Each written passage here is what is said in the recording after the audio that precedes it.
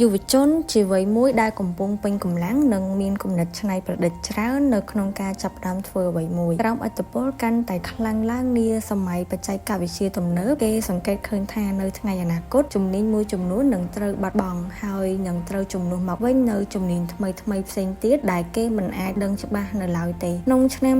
2025នេះគឺជាឆ្នាំដែលអ្នកអាចសាកល្បងធ្វើអ្វីថ្មីៗដើម្បីទទួលបានសេរីភាពផ្នែកហិរញ្ញវត្ថុផងដែរតោះមកដឹងទាំងអស់គ្នាអំពីអាជីវកម្មខ្នាតតូចទាំង5ដែលយុវជនអាចចាប់ផ្ដើមបានដោយប្រើប្រាស់ដើមទុនតិចទី1នោះគឺការលក់អនឡាញជាការពិតណាស់ការចាប់ផ្ដើមមុខរបរអនឡាញពិតជាមានឥទ្ធិពលខ្លាំងនាសម័យនេះព្រោះថាមនុស្សគ្រប់រូបប្រើប្រាស់ smartphone និងបណ្ដាញសង្គមដើម្បីទំនាក់ទំនងគ្នាយើងអាចចាប់ផ្ដើមដោយការលក់សម្លៀកបំពាក់ឬក៏ផលិតផលនិងរបស់ប្រើប្រាស់ផ្សេងៗជាដើមក្នុងមុខរបរនេះផងដែរយើងអាចចាប់ផ្ដើមពីដើមទុនចន្លោះពី$50ទៅ$100 2អាហារសម្រន់និងភេសជ្ជៈសម្រាប់អ្នកដែលចូលចិត្តធ្វើម្ហូបនំឬក៏ភេសជ្ជៈផ្សេងៗគួរតែចាប់ផ្ដើមបង្កើតអ្វីថ្មីប្លែកដើម្បីកែច្នៃជាផលិតផលក្នុងស្រុកបន្ទាប់មកអ្នកអាចលក់របស់ទាំងអស់នោះតាមអនឡាញឬក៏តាមសាលារៀនឬក៏កន្លែងធ្វើការរបស់អ្នកអាចចំណាយដើមទុនចន្លោះពី$50ទៅ$200នៅក្នុងការចាប់ផ្ដើមមុខរបរមួយនេះ3អ្នកធ្វើការឯករាជ្យមុខរបរជាអ្នកធ្វើការងារឯករាជ្យទាមទារឲ្យអ្នកមានទេពកោសល្យលើជំនាញអ្វីមួយច្បាស់លាស់អ្នកគួរតែចាប់ផ្ដើមធ្វើ